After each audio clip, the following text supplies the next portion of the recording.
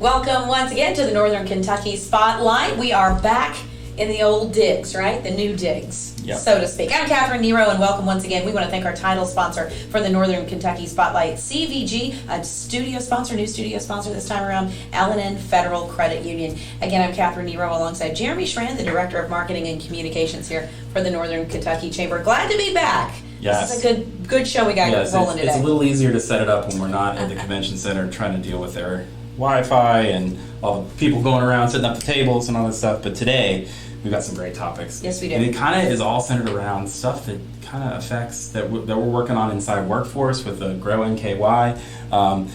Some stuff that fits right into like policies and practices in the workplace. And also with talent and retention. So our first guest is going to be Dr. Mark Nagy. I think I said that right. And we're going to talk about why you should care about civility in the workplace. And then we're going to have Garry Horton from Gilman Partners come in and talk about talent attraction and retention and why he stayed in this area. How about that? Two notes here. Number one, we're in season 2. Yes. In case you missed it, we are in season 2, episode 2. So, just remember that on your Netflix playlist now. But in addition to that, we also have some fancy new additions for you guys watching us on Facebook We Live. have upgraded the technology. Very fancy. My fingers are crossed that this is going to work. But we're going to now get a message from our sponsor, L&N Federal Credit Union. Sometimes life is hectic. Choosing a mortgage lender shouldn't be. The L&N 5-5 Mortgage offers competitive rates, no PMI, and up to 100% financing. That's a mortgage that comes with peace of mind. Whether you're purchasing a new home or refinancing, you'll feel right at home with L&N. We're local, trusted, and we'll be here for you even after your closing. Call 800-292-2905 and get started on your 5-5 mortgage. L&N Federal Credit Union. Welcome home.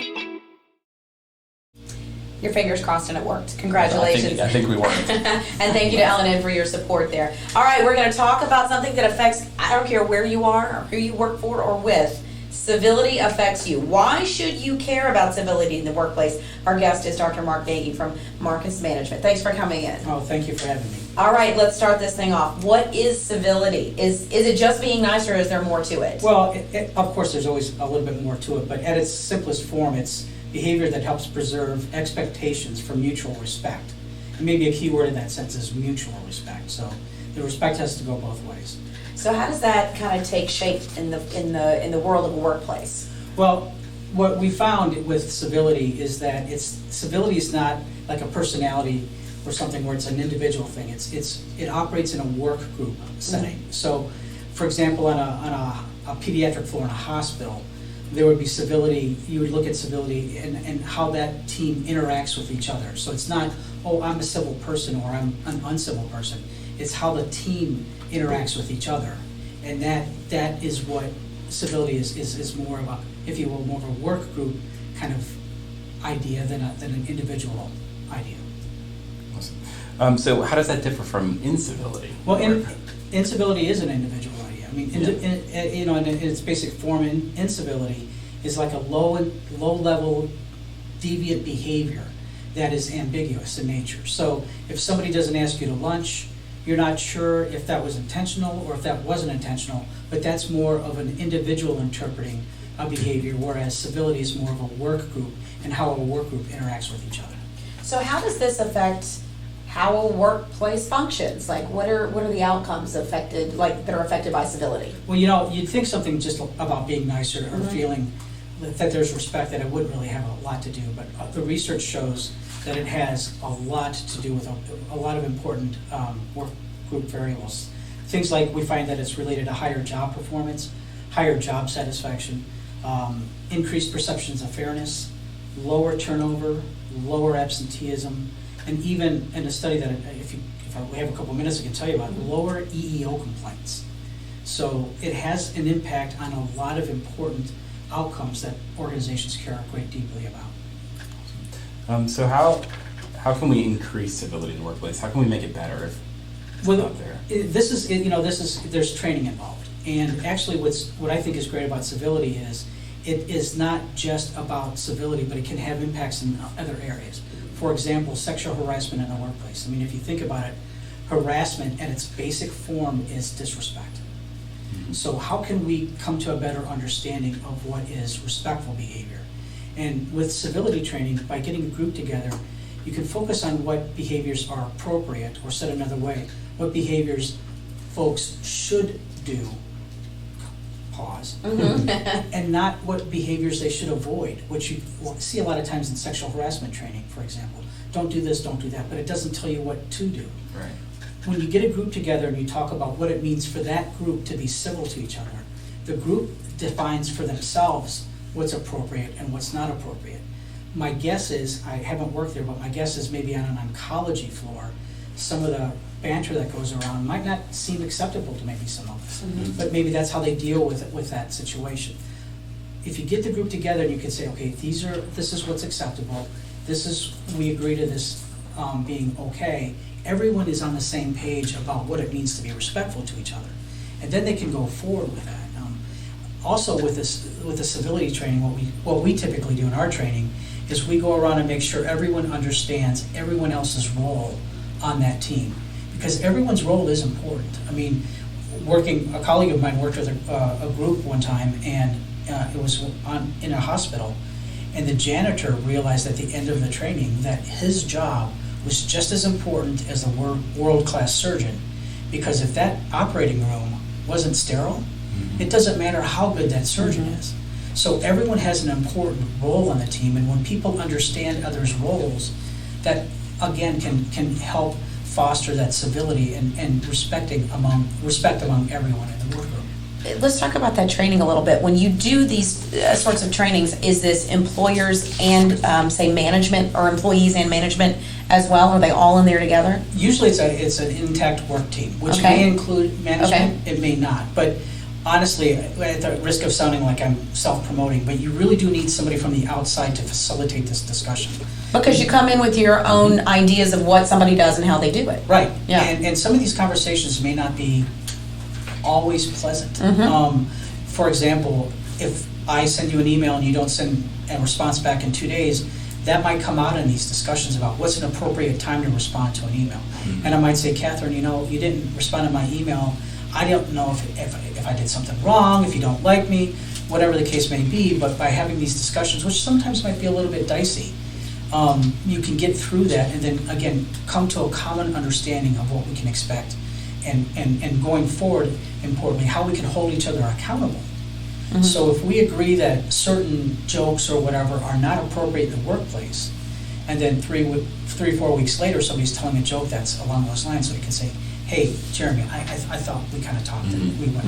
And instead of this coming out of left field, we've had this discussion, we have something to pull from, we have a common understanding of what's appropriate and not appropriate. So that really fosters this idea of mutual respect. So if a business that's listening right now is interested in one of these civility trainings, how do they reach out to you? How do they get in contact? They can contact myself or my business partners as Debbie Kroll Nagy. At the easiest way to contact us would be marcusmanagement.com. That's our website. Okay. I am Mark at Marcus Management, Marcus MGMT. So it's not written out, but it's MARCUSMGMT.com. And go from there. But the idea, though, what trips some people up is that you really should do intact work groups instead of an entire organization. Now, that can flow up to an entire organization. But again, what's appropriate in one setting may not be appropriate in another. So it can't come from on high, it has to come from the ground up. Awesome. It's really interesting. I mean, especially considering how much time we all spend at work. Exactly. You might as well get along with the folks that you're dealing with, right? Well, I don't know anybody that doesn't want to be respected. Yeah, absolutely. Right? I mean, you don't have to like somebody, but if you respect them, then that can help Absolutely. you get through that day. And that's why it's related to all those outcomes that I mentioned earlier, the satisfaction and the performance and stuff like that. Awesome. So it is Leadership Month at the Chamber. Oh. So that's our big theme. So we have a question that we're going to be asking everybody this month. You're the first. Okay. For this Congratulations. month. Thanks. Hopefully we start off with a home run. No, it's great. So what is the best piece of leadership advice you have ever received? Well, I teach leadership theory. I'm a professor at Xavier. Oh, well, this isn't fair at all. Because he's just going to get a slide It might make presentation. it harder because he has lots of things to say and he has to just pick one. Right. And honestly, though, and this is what I'm going to say has not come from any of those theories. And I know this is basic, but if you treat people the way you want to be treated, you're going to be a good leader. And that really, I think, also jives with Civility, the yeah, civility stuff. absolutely. I mean, if you just simply take a moment to think about how you're talking to somebody, how you're treating somebody, if somebody's having a difficult time with maybe a parent that's going through a difficult situation or whatever, if you treat them the way you want to be treated, I think you'll be perceived as a good leader. In fact, the research shows that. The research shows that leaders who are perceived to be high in civility are also perceived not only to be more warm, but to be more effective. So I kind of go back to that golden rule. I think that works. I think it applies for a lot, absolutely. Dr. Nagy, thank you so much. I appreciate it. Hey, there's a lot that has happened in Northern Kentucky this week. We're going to be talking about it, maybe a giant new change happening on the riverfront. All that coming your way in just a little bit, so stay with us. CVG Airport is the lowest fare airport in the tri-state region with 54 nonstop flights and direct international service to 7 destinations, including Paris, France, and now home to both DHL's and Amazon's global cargo hubs. The airport is furthering its position as leader in aviation and is deeply committed to being an economic driver for the community. You can learn more and start your next adventure at cvgairport.com.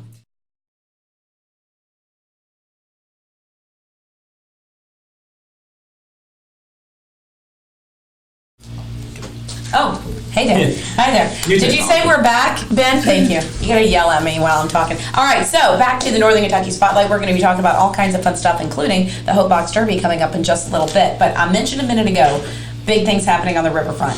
Rolling Point, to say it's getting a makeover is an understatement. Yes. If the plans come to fruition. This thing is gonna be amazing. They're gonna be calling it Covington Yard. It's roughly 4th and Green up down where Smoke Justice, Molly Malone's, that whole area is. There's going to be green space, a patio, an outdoor bar, 6 ocean shipping containers for food vendors. Now, I was gone last week. I actually went to a place that was exactly like this near Destin. It's called The Hub, and the beauty of it is you can do a little or a lot. And there were families there, there were adults there were all kinds of stuff. So one of a chamber member architects, however, is designing it so it's going to look nice. It's going to be fantastic. We can't wait to see it. And so we'll see what happens with that. Now, it's going to be down the road, so this is all kind of picking up as the Kenton County Government Building begins its move. And the old government building is going to be 100 apartments and probably retail space as well. Yep.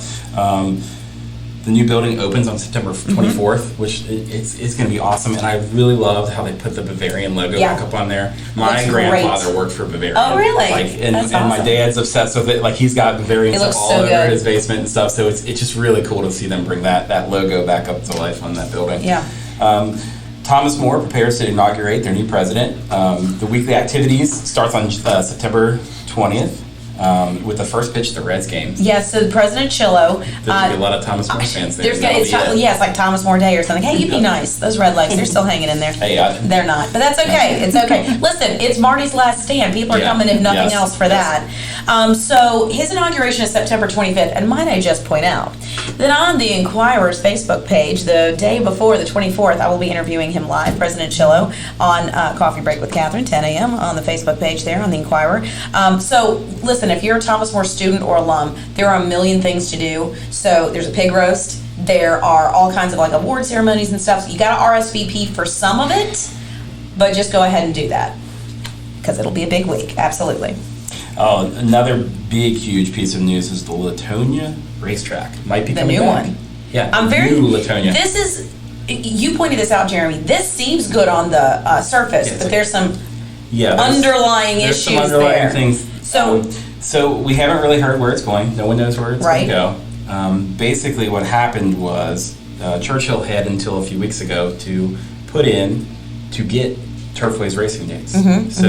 Churchill has applied to take away Turfway's racing dates. They're going to keep them up here once they build this new track. Okay. But that new track is contingent on them getting the racing days from Turfway. So it's not like we're going to have 2 racetracks running. Right. We're going to... Turfway will be in trouble potentially very much if this were to happen. Now, we don't know where this new Latonia racetrack is going to be, right? Because right now there's a Kroger's where the old Latonia racetrack I will just say this, though. I drive in Latonia twice a day, and I will tell you, everything is closing in that the shopping center right next to it. I'm just going to throw that out there. We will predicting May. I don't know. All I'm saying is Burlington is closing, and something else is closing out there. So last space. Maybe there is room. I'm just throwing it out there. Oh, I love this story. Two of my very favorite places in Northern Kentucky, Coppins at Hotel Covington and Bouquet, right down the street on Main Strasse. The chefs are coming together to do something really good. So this is Mitch Ahrens and Stephen Williams. They're now investors in River Center Entertainment Venues, along with Bill Butler, who runs River Center, of course. They're going to operate the three like plaza level, the ground level restaurant. So it's like, what is it? Fire, biscuits to burgers, and Butler's Pantry. Yeah. So they're gonna run them, change the menus. And I think there's a space for possibly another restaurant to come into, so it's gonna be yummy. And then Stephen Williams is opening one in the new apartments, or condos, I should say, down from Bouquet too. So lots of good food in the COV. Bad as the Reds are doing, Florence Freedom is doing way better. Yes. Way better. They are in their championship. They lost the first game, but last night they won the second game, so they are tied up in the series. So if you get a chance, get out there, watch Florence Freedom play. They're an awesome team, and it's a lot of fun. It is. It's a fun so game, much fun. Especially if you've got kids. Bring them out there; they'll have a blast. Yeah. Speaking of which, let's talk about the Hope Box Derby. We've got two guests, Pam Smallwood and Scott Malof. Thank you guys for coming in. We appreciate this. Thank you for having us. So, where did the idea from the Hope Box Derby come from? I know this question, but our viewers might not. Well, the seed for it was the 2008 Northern Kentucky leadership class, the best class. Best class ever. And we were asked by Chris Goddard, president of HealthPoint at the time, to create a replicable fundraising event to help the homeless of Northern Kentucky with medical care.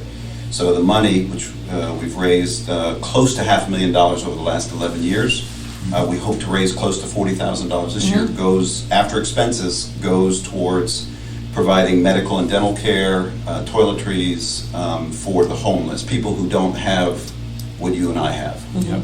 Now, Pam, tell us about the event itself and how it works and where we can go see it. Yeah, so it's actually at Roebling Point, which you talked about earlier, and so it's Saturday, this Saturday the 14th. The race is from 2:30 to 4:30. It's Pinewood Derby Racing.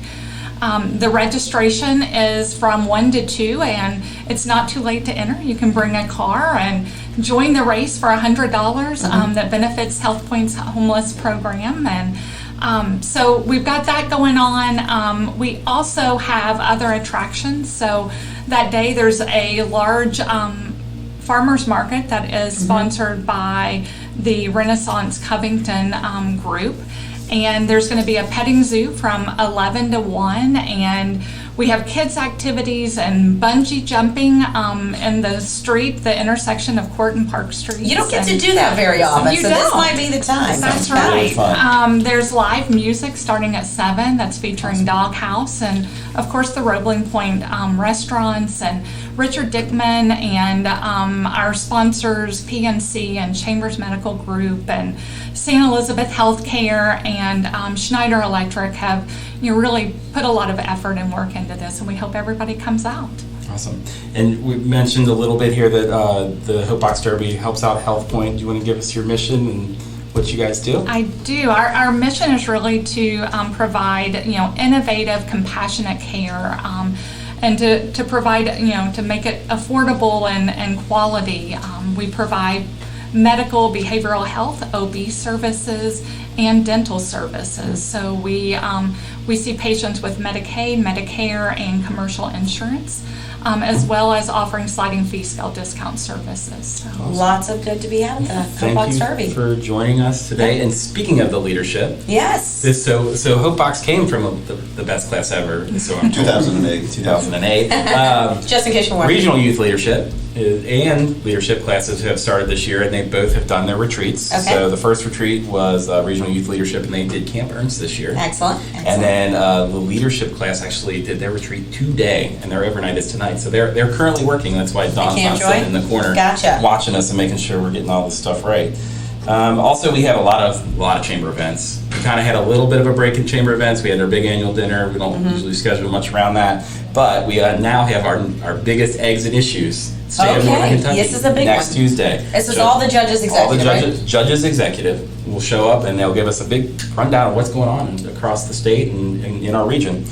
We also have a few great courses that take next week, the Business Essential Series, Tools for Becoming a Better Communicator, and that is Jamie Glavick from our Friends at Scooter Music. And then also there's a workforce employer legal roundtable next week. So check those out on nkychamber.com/events, along with all the other events we have. And let's not forget Kentucky's Edge. That's coming up too. That's going to be a good one. Yep. And we'll be talking about that coming up. Yes, we've got another piece of technology test. If you weren't at the annual dinner, we did some really great videos, and we're going to show you one of those videos right now. Okay.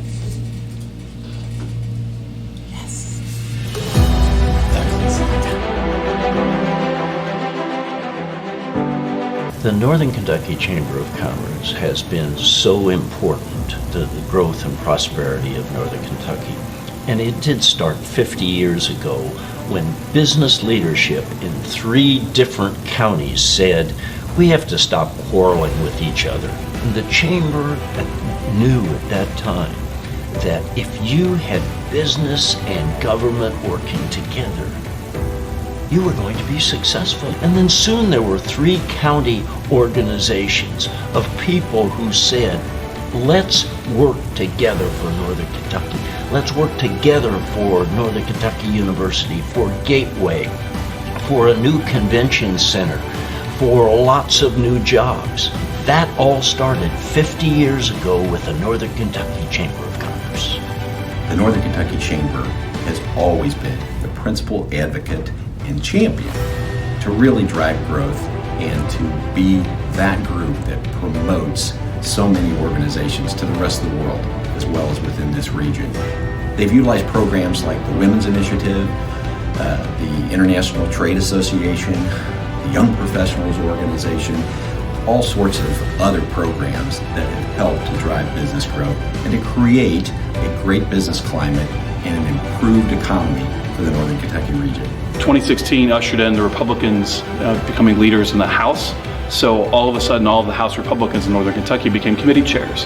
And many of the top priorities that the Chamber talked about for years, repeal of prevailing wage, getting rid of the right to work requirement, things like that, a lot of our economic priorities became law. And I remember going down on the Saturday where those bills were passed and sitting in the gallery, actually the Senate, listening to Senator Chris McDaniel give a speech on those issues along with Senator Damon Thayer, and just feeling great pride that these were things that our members had been asking for and we'd been speaking about for many years, and they finally became law. And the last couple of years we've seen outstanding economic growth, and I think that's why. This is home. And so one of the most important institutions has been the Chamber over the years, and so it was a real honor to help shape the Chamber for a couple of years. There's never been a better opportunity to live the vision that was created 50 years ago. Imagine what a strong, unified Northern Kentucky can mean. World-class education for our kids, transportation solutions that work for everyone, a healthy population that leads the country. That's the kind of legacy we want to leave behind over the next 50 years. The stage has been set, the actors are in place. Let's show the region, the state of Kentucky, our country, no, let's show the world what we're capable of as we look forward to the next 50 years.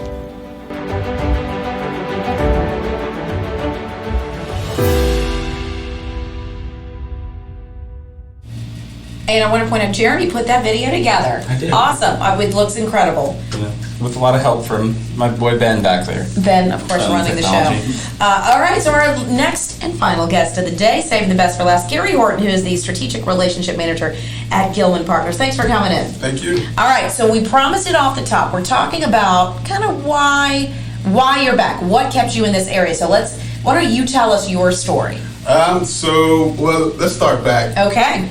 Take it back. I was introduced to the region back in 2003 when I first stepped foot on campus at Thomas More College. Mm-hmm. So that was my introduction to the region. Yeah. And honestly, through that lens, it really gave me a snapshot of what the region was all about as a student athlete. So 2003 was how I got here and just fell in love with what was happening. Mm-hmm. And the region was completely different then as opposed to now. So that was my introduction. Fast forward, I moved away after I graduated from college. Got my master's back at home in Louisville, Kentucky, at the University of Louisville in social work. And then I got into coaching, college coaching women's basketball, and bounced around. And what brought me back was an opportunity to coach women's basketball at Xavier University. So that was my introduction back to the region. So you played and coached basketball. Yep. What got you into coaching basketball? Oh, wow. I think it was people. Mm-hmm. I think it was the ability to influence and impact the lives of young kids who had a passion for sports. Primarily, that was it. So what skills as a player or a coach translate to being a recruiter now? I think coaching, playing, it's all about relationships. You have to be able to interact and relate with folks from different walks of life. So as a player, I was able to really learn how to motivate others, right?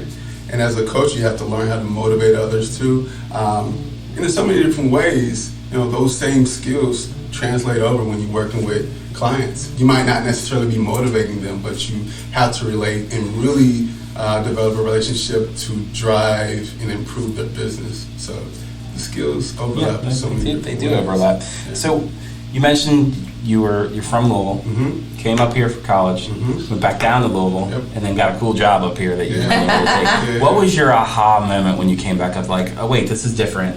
I need to stay. Yeah, I think when I moved back, the beautiful thing about going to college, you kind of reinvent yourself. There's an opportunity to move away. In my case, move away from home, move away from family, friends, and create this new identity. And I did that when I was at Thomas More. And what happens when you graduate from college, you start over again. You create this new identity in the workforce. And as a college coach, I was really blown away with the amount of love and respect I would get when I tell folks that I coach college basketball at Xavier. Oh yeah, it was absolutely. An automatic conversation starter. But besides that, when I moved back to the region, it was a lot of new things going on. So tell us about that. From 2003 to when you came back, what did you see as the difference in the area? Yeah, so when I moved back, it was 2012. Okay.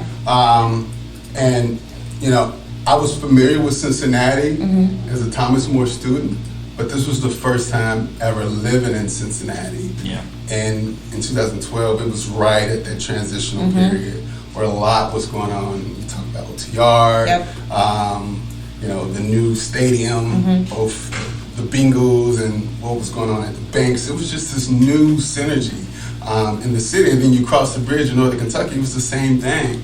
And there was so much more to do. And obviously, as a student, what I was doing was completely different. Right.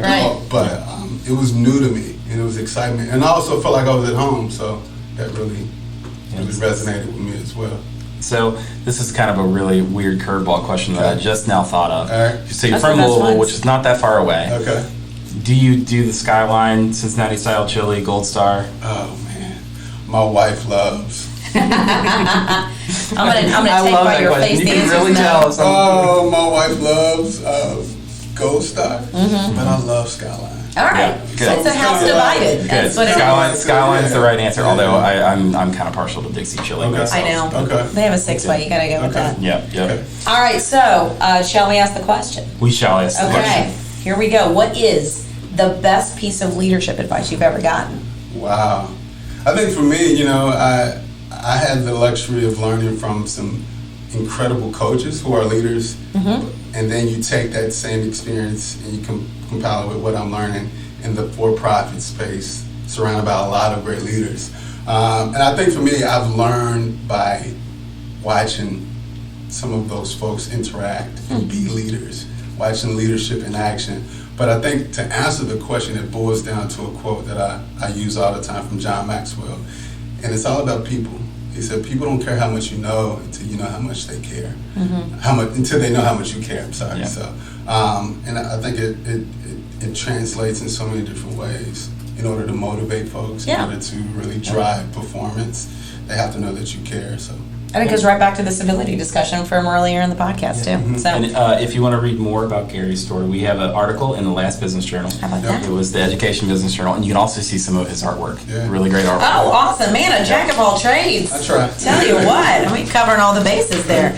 All right, thank you, Garry. We appreciate it. And next week, This sounds very exciting. I got to be honest with you. Reading body language. Yes. That's important this day and age. Yeah, Virginia Braden, she came in, she's a chamber member, she wanted to use the space to kind of do a little seminar, and we had one of our staff members sit in, and they were like, this is super interesting. You got to have them on the podcast. And that's gonna be one you're gonna want to watch on Facebook too. Yes, because it's going to be live at the Carnegie. Carnegie. You're gonna be able to see it, and you'll be able to see her demonstrating. And so we're gonna be live at the Carnegie. We're gonna get to see some of that new photo focus show that's going up. Yeah. So it should be really interesting. So tune into that one next week. And we want to thank once again our title sponsor, CVG, our studio sponsor, L&N Federal Credit Union, our guest, Dr. Mark Nagy, Garry Horton. Thank you very much as well, and also the folks from the Soapbox Derby, Pam Smallwood and Scott Malof. Thank you, Ben. I only heard one deep sigh midway through. Hopefully all worked. Yeah, no, it was great. All right. Running the technology is always the man behind the music there, so we appreciate that. Make sure you like, subscribe, all of that.